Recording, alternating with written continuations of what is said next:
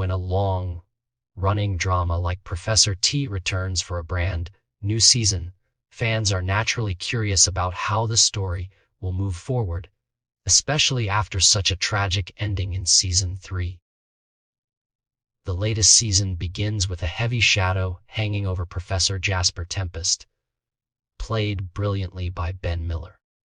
The death of D.I. Lisa Donker's Emma Nami in the finale of Season 3 was an emotional blow for both Jasper and viewers, leaving many wondering if the show would ever feel the same again. Surprisingly, Season 4's opening episode, titled Overboard, decides not to stay stuck in grief. Instead, it takes an unexpected route by mixing humor, lighthearted music, and a brand new mystery, while still keeping Jasper's emotional struggles at the center. The episode begins in a way that feels almost playful. Jasper returns to his obsessive morning rituals, polishing his routines like nothing has changed. Classical music plays as he folds into the comfort of his university life and classrooms, as if to suggest that life really does go on, no matter what heartbreak lies underneath. This is where the show cleverly contrasts tones. While Jasper hides behind his obsessive, compulsive disorder routines, grief quietly sneaks in.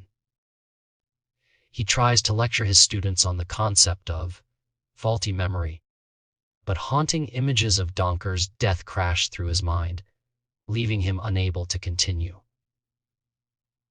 This is a powerful reminder that trauma can't simply be ignored, no matter how rigidly you try to keep life in order. In his therapy session with Dr. Helena Goldberg, Juliet Stevenson, Jasper admits that his intrusive thoughts are often triggered by Detective Dan Winter's Barney Whitey, whom he has avoided for months. In fact, Jasper has completely distanced himself from police work, refusing to engage since Donker's passing. Goldberg suggests that Jasper is retreating into old habits as a way of regaining control, but he brushes off her insight. This sets up an important theme for the season: how much of Jasper's control is real, and how much is just a fragile shield against his pain. Season 4 wastes no time in giving us a juicy case to sink our teeth into. The central mystery of Overboard begins when J.C. Angus Yellowlees, his girlfriend Ophelia, Helena Barlow, and their friends board a yak to scatter J.C. as mother's ashes. Things quickly spiral when Ophelia disappears during a stormy night, leaving behind vomit, an empty wine bottle, and a lot of unanswered questions.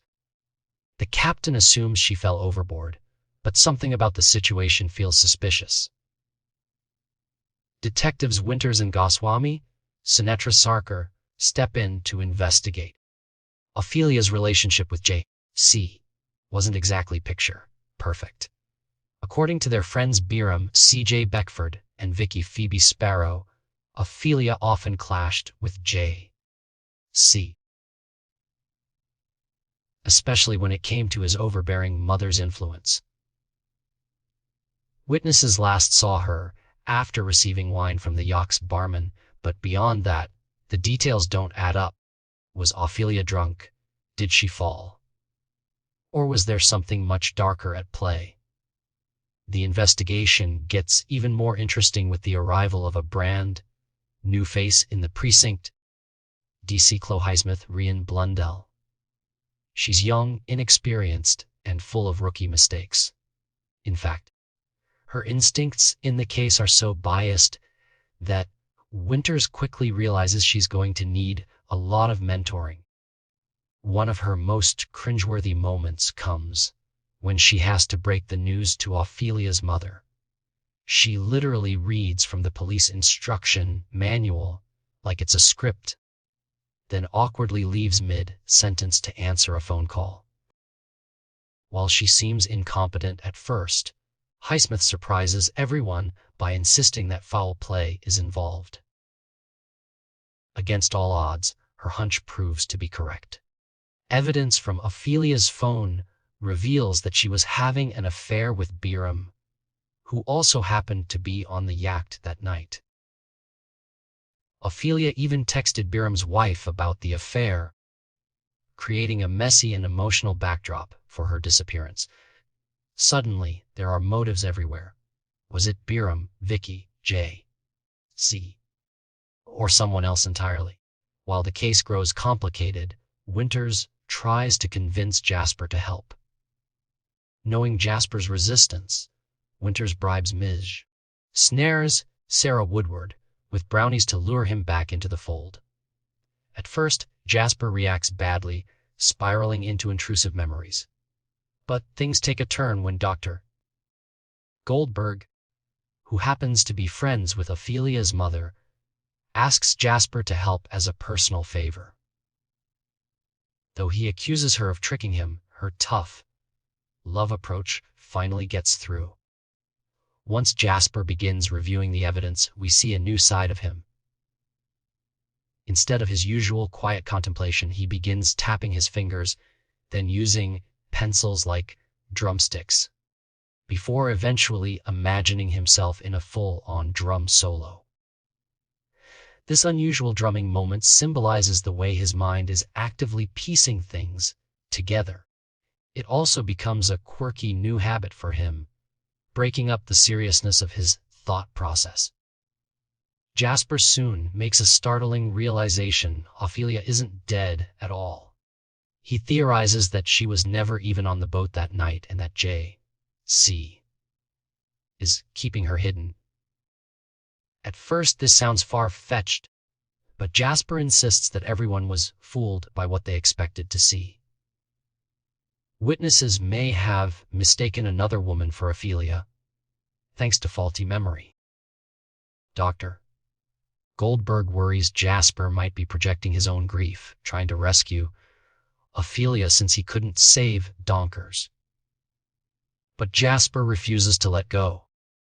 He concludes that one of the passengers, Ramona Stubbs Mia Gill, checked in under her own name, but later disguised herself as Ophelia to mislead everyone. With this theory in mind, Jasper takes matters into his own hands. Instead of going through official police channels, Jasper drags Midge, snares into his vigilante-style rescue mission. They tail J.C. to a luxurious countryside home, where Jasper, dressed in his sharp three-piece suit and rubber gloves, sneaks inside like a terribly obvious intruder. His investigation pays off when he discovers a locked basement door hiding none other than Ophelia, very much alive. But the rescue doesn't go smoothly. J catches them in the act and points a gun at both Jasper and Ophelia. Just when it seems all hope is lost, Winters and Highsmith arrive thanks to Dr. Goldberg's intervention. Winters bravely steps in front of the gun, showing how deeply he's still struggling with Donker's death. In a reckless move, Highsmith tackles J.C. from behind, and though the gun goes off, miraculously no one is hurt. The moment is chaotic, but it ends with J.C. being taken into custody. After the case wraps up, Goswami scolds Winters for his reckless behavior and reminds him that he's supposed to mentor Highsmith, not risk his life. Highsmith, who made several rookie mistakes, feels like quitting on her first day, but Goswami lifts her spirits and encourages her to stick with the job. This subplot is clearly setting up her growth journey for the rest of the season. Meanwhile, Jasper processes his actions in his own strange way. He installs a drum set in his home, fully embracing his new coping mechanism.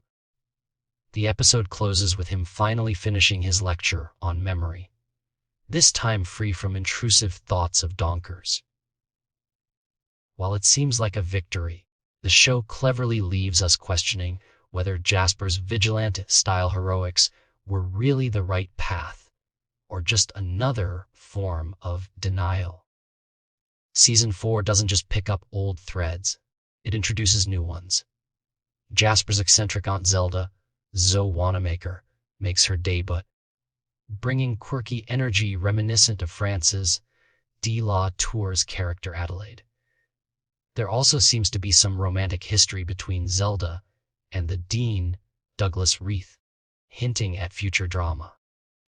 And of course, fans got a little bonus with a cat cameo from Dr. Me, Goldberg's feline companion, reminding us that small touches of humor and warmth are what keep Professor T so engaging.